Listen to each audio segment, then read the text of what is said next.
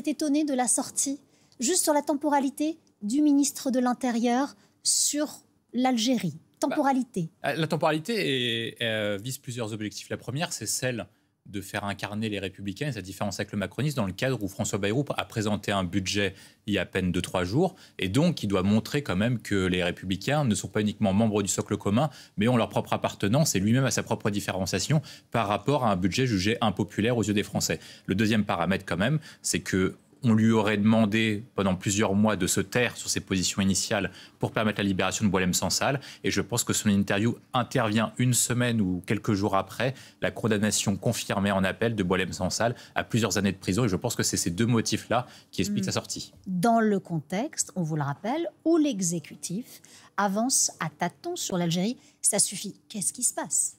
La question, ce n'est pas une question de Rassemblement national ou pas Rassemblement national, c'est que Bruno Retailleau est devenu populaire, notamment parce qu'il est jugé comme sincère dans ses convictions et qu'il n'a jamais varié de sujet, qu'il incarne une ligne qui est ferme sur les questions régaliennes, et surtout, il parle à un certain nombre de Français sur un certain nombre de sujets auxquels les Français sont d'accord avec lui. Parce que lorsqu'on parle sur la question algérienne, les chiffres sont très clairs. 2/3 à 3/4 des Français soutiennent la position de Bruno Retailleau de fermeté. Donc, ça veut dire, l'Algérie. Envers l'Algérie. C'est-à-dire qu'il demande très clairement que Bruno Retailleau et que l'ensemble du gouvernement soient beaucoup plus fermes sur plusieurs sujets. Un, c'est sur la question migratoire. Il considère que les accords d'Alger de 68 sont caducs et doivent être remis en cause. Ça, c'est ce que dit Bruno Retailleau. C'est ce que disent les Français. Les Français le rejoignent aussi, Bruno Retailleau, dans les derniers sondages. À 60-65%. Sur l'autre point qui est important aussi, c'est est-ce que la France doit tout faire pour libérer Boualem Sansal ? Et de la même manière, c'est la question qui est posée aux Français, est-ce qu'il faut adopter une ligne jugée proche de Jean-Noël Barrot de diplomatie ou est-ce qu'il faut adopter une ligne ferme ? C'est encore une fois, c'est Bruno Retailleau qui est plébiscité dans les enquêtes d'opinion. Et enfin, une dernière fois, c'est est-ce que la France doit adopter globalement un ton dur contre l'Algérie sur un ensemble de sujets ? Et de la même manière, les Français sont à peu près d'accord. 60% d'entre eux veulent une ligne ferme. Donc en fait, Bruno Retailleau ne parle pas uniquement pour diviser le gouvernement, il parle parce que vous avez 60% à 70% des Français qui sont sur cette ligne et qui le soutiennent dans ses prises de position. Le dernier point qu'il a dans cette faiblesse d'enquête d'opinion, c'était Odoxa pour le Figaro, c'est qu'en fait, ils lui disent « Nous sommes d'accord avec vous, Bruno Retailleau, sur vos prises de position. Vous avez un problème, c'est que vous êtes en incapacité de pouvoir les réaliser. » Donc ce qui est, par contre, préjudiciable à l'égard de son action, c'est le fait qu'il n'y ait aucune action. On parle beaucoup, mais on n'agit pas, c'est ce que lui reprochent les Français. Exactement. Lina Mur-Némé, vous qui êtes avec nous à distance, madame, deux questions pour vous. D'abord, depuis le début. Alors, ce qui est certain, c'est que Bruno Retailleau a toujours défendu les mêmes positions. Il faut quand même se rappeler que lorsqu'il est interrogé, notamment par vos confrères, et qu'on lui pose la question sur est-ce qu'il copie les positions du Rassemblement national, Bruno Retailleau répond à vos confrères qu'il tenait ses prises de position avant que Jordan Bardella soit né. Parce que ça fait quand même longtemps qu'il est dans la politique, donc il n'a jamais varié. Il faut quand même le rappeler, il a commencé avec Philippe de Villiers en Vendée, donc il était beaucoup plus à droite que les positions de l'UMP et des Républicains classiques, donc il n'est pas jugé comme le courant de l'aile gauche des Républicains, donc il a toujours été sur ces positions-là. Le deuxième point, c'est est-ce que, dans ce que vous dites, sur la forme, il a varié avec le temps. En fait, sur le fond, il n'a jamais varié. Trumpisation, voilà. C'est la vraie question. C'est la question. Est-ce qu'on a un discours plus fort aujourd'hui parce que c'est presque tendance parce que, en fait, médiatique. Moi, je pense que vous n'avez pas le choix de tenir ce type de position parce qu'il fait face à un brouhaha médiatique avec une ligne gouvernementale qui est quand même très floue et lui a besoin de percer le mur du son pour se démarquer de ses adversaires et ses concurrents du bloc central pour pouvoir émerger en vue de l'élection présidentielle de 2027. Il a plusieurs ruptures à faire. Il a une rupture à faire avec Emmanuel Macron. Montrer que le rétaillisme et les nouveaux républicains sont quand même différents d'Emmanuel Macron. Donc sur toutes les questions où Emmanuel Macron est jugé comme faible auprès des électeurs de droite et auprès des électeurs du Rassemblement national, il adopte une ligne de fermeté en disant que Macron était faible sur la sécurité et Macron était faible sur l'immigration. Autre point aussi, sur ses autres concurrents, il a besoin également de faire face à des gens qui sont concurrents avec lui au bloc central. C'est le cas d'Édouard Philippe, c'est le cas de Gérald Darmanin et c'est le cas de Gabriel Attal. Et sur tous ces totems-là, il doit montrer à la fois qu'il est différent sur le fond et différent sur la forme. Sinon, pourquoi est-ce que des électeurs du Rassemblement national ou de la droite qui sont partis ailleurs voteraient pour lui et pas pour un autre. Voteraient pour lui et pas pour un autre. En fait, il doit montrer qu'il est quand même différent et qu'il incarne une rupture avec le macronisme. Et c'est pour ça que la porte-parole du gouvernement, Sophie Primas, avait dit il y a quelques semaines que la fin du macronisme était proche.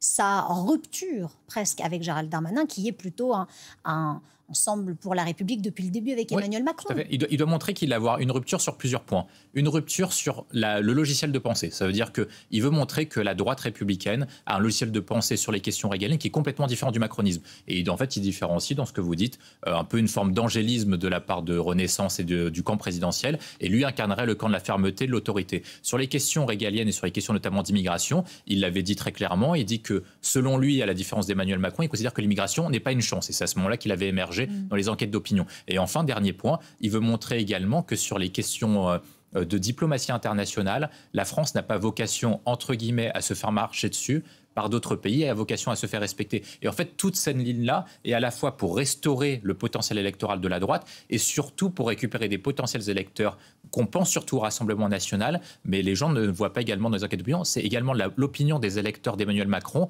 qui se sont quand même droitisés au fur et à mesure de son mandat. Il faut quand même se rappeler qu'Emmanuel Macron ne tenait pas les mêmes positions en 2017 que maintenant. Donc c'est signe quand même d'une évolution et d'une société qui est beaucoup plus dure et exigeante sur ces questions-là. La diplomatie, vous l'avez évoqué à l'instant. Madame Lina Mur-Némé, lorsque le Retailleau doit montrer quand même qu'il doit obtenir des actions parce que son bilan au ministère de l'Intérieur n'a pas, hormis la loi narcotrafic, il n'a pas obtenu de grandes avancées. Et donc il doit quand même montrer aux yeux des Français, avant d'être candidat à l'élection présidentielle, parce que c'est clairement son objectif, qu'il veut et qu'il doit obtenir des résultats. Donc il doit quand même montrer que sa doctrine puisse s'appliquer pour dire, à la différence du Rassemblement national, peut-être qu'on a des idées qui sont à peu près similaires, mais moi j'ai obtenu des résultats, alors que Bardella n'a obtenu aucun résultat dans sa carrière. Mais est-ce que c'est encore possible? Parce que jusqu'à présent, ça a été un camouflet. Emmanuel Macron lui a répondu sur les accords avec l'Algérie, n'y comptez pas. Je pense qu'il a quand même une carte, c'est qui peut menacer Emmanuel Macron de quitter le gouvernement à l'automne. C'est-à-dire qu'on parle souvent d'une question de censure qui peut être portée sur François Bayrou. On parle également d'un soutien en retrait des Républicains par rapport à la loi de finances et également globalement à la participation au gouvernement. On sait que le président du groupe des Républicains, Laurent Wauquiez, est quand même hostile à Emmanuel Macron. Donc il y a tout un alignement qui pourrait dire que les Républicains quittent le navire. Or, si les Républicains quittent le navire, le socle commun a moins de députés que le nouveau Front populaire. Pas de majorité d'équilibre. Et donc pas de majorité d'équilibre. Et donc Emmanuel Macron perd son argumentaire sur pourquoi est-ce qu'il n'a pas nommé Lucie Casset principalement. Donc Bruno Retailleau peut aller voir Emmanuel Macron en disant qu'il a besoin d'obtenir des garanties sur un certain nombre de sujets, l'économie, le régalien et l'immigration. Et surtout, il peut dire à Emmanuel Macron de changer de ligne vis-à-vis d'Alger en adoptant une position qui soit beaucoup plus ferme, proposant sur plusieurs paramètres. Il pourrait obtenir cela sur Alger? Je pense qu'en tout cas, il peut faire valoir tranquillement que la position tenue par Jean-Noël Barrot et Emmanuel Macron n'a pas fonctionné parce que la ligne, c'était de calmer le jeu avec Alger pour espérer soit une grâce présidentielle de du président Tebboune, à l'encontre de Boualem Sansal, soit un jugement qui soit beaucoup plus positif à l'égard de Boualem Sansal, notamment parler du sursis plutôt qu'une condamnation ferme. Donc ça n'a pas marché. La position qui peut être menée par Bruno Retailleau, c'est soit qu'Emmanuel Macron change de ligne, soit qu'Emmanuel Macron le laisse davantage adopter une ligne de fermeté, ce qui permettra à Emmanuel Macron d'avoir des leviers supplémentaires pour entamer de nouvelles négociations avec le pouvoir algérien en disant je suis prêt à retirer, ou en tout cas demander à Bruno Retailleau de se calmer, uniquement si vous me rendez, ou en tout cas vous libérez Boualem Sansal, ça peut être une option à négocier. Pardon William T, mais on a du mal à comprendre encore une fois pourquoi le torchon de je vais quitter le gouvernement pourrait marcher maintenant. La présidentielle? Lorsqu'il dit que vous affichez lorsqu'il dit qu'il veut tout faire pour que la droite gagne en 2027, je pense qu'il dit... c'est clairement lui, en tout cas maintenant très clairement il le montre parce qu'il a toutes les cartes. C'est la personne la plus populaire chez les Républicains. Il est président du parti, donc il dispose à la fois d'un outil institutionnel, d'un outil politique et surtout d'un outil financier pour avoir les ambitions d'être candidat à l'élection présidentielle. La seule question qu'il a maintenant désormais, c'est la question du fond et de la forme. Sur quelle ligne politique et comment se distinguer à la fois du macronisme vieillissant et du Rassemblement national qui est conquérant. C'est tout l'espace qu'il doit créer dans les prochaines années et il ne peut le faire vraisemblablement que s'il sort du navire du macronisme, sinon le Rassemblement national dira que ce n'est pas quelqu'un d'autonome, mais c'est uniquement un ministre de plus d'Emmanuel Macron. Lina Mur-Némé, quel message devrait envoyer, d'après vous, le gouvernement?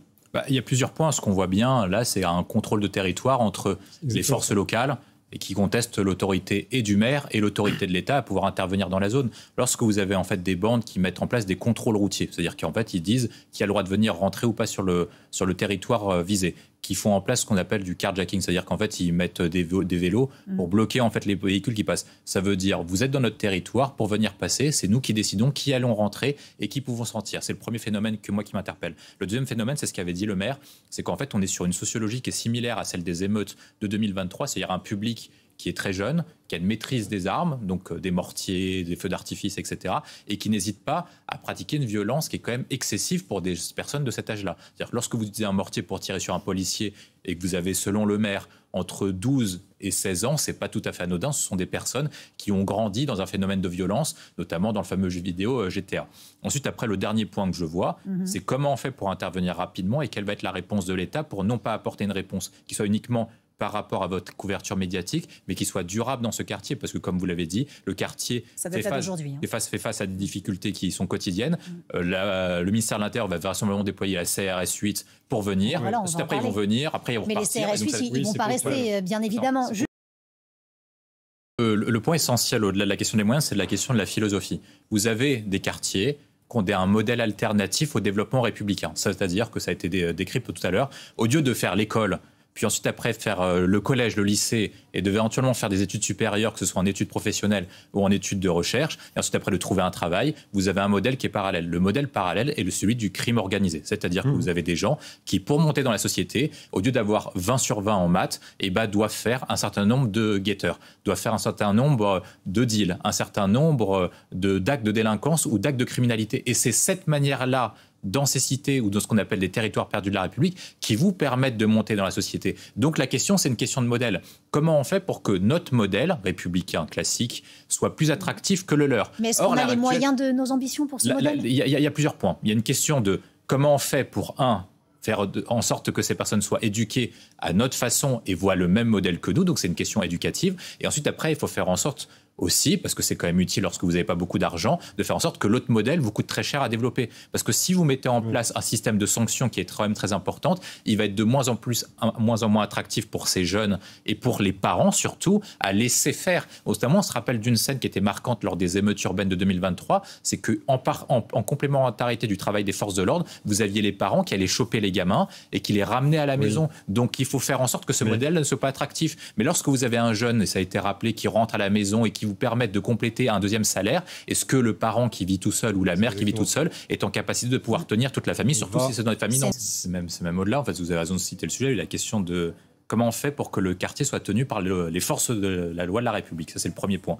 Ensuite, après, comment on fait pour que ce soit les forces de l'ordre qui puissent détenir le monopole de la violence légitime dans les questions du maintien de l'ordre. Ensuite, après, vous avez une question sociale et éducative sur comment on fait pour que notre modèle soit plus attractif que le leur et surtout qu'on partage les mêmes valeurs. Parce qu'on parle d'un modèle où, éventuellement, vous avez des gamins de 12 ans qui se disent que tirer avec des mortiers sur un policier, c'est quand même plus intéressant. Et puis, permettez-moi d'ajouter un quatrième niveau, si vous le permettez. Comment faire pour que l'ascenseur social puisse repartir. Là, il n'est même plus en panne. On a l'impression qu'il n'existe plus. Là, c'est juste que ça vous aide.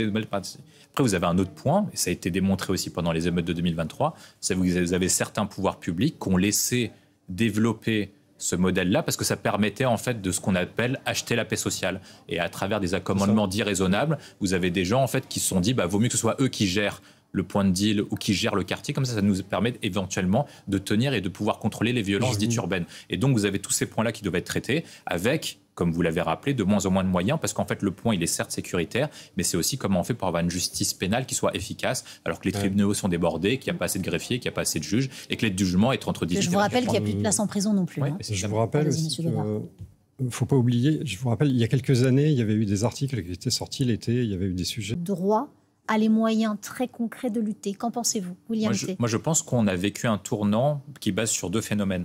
Le fait que les victimes collatérales du trafic de drogue, ce soit plus uniquement dans les métropoles ou dans les banlieues de grandes métropoles, mais c'est touché toutes les villes moyennes, les villes périphériques et les villes rurales. Donc comme le trafic de drogue a touché tout le monde a pris conscience du phénomène du trafic de drogue et surtout des dommages collatéraux, avec au-delà des gangs qui se tirent dessus, des habitants normaux qui se font tirer dessus en victimes collatérales. L'autre point à Marseille notamment. Notamment à Marseille, vous avez raison. L'autre point qui est intéressant aussi, c'est que lors de l'adoption de la loi narcotrafic, certes, c'est pas allé assez loin et c'est pas comparable à ce que font d'autres pays étrangers, mais au moins c'est et la droite et la gauche qui sont mis d'accord au regard des réalités de terrain qu'ils avaient comme maire de gauche et maire de droite pour lutter contre le narcotrafic. Donc je pense que c'est pas une question de moyens, c'est une question de volonté politique et au moins tout le monde est d'accord dessus.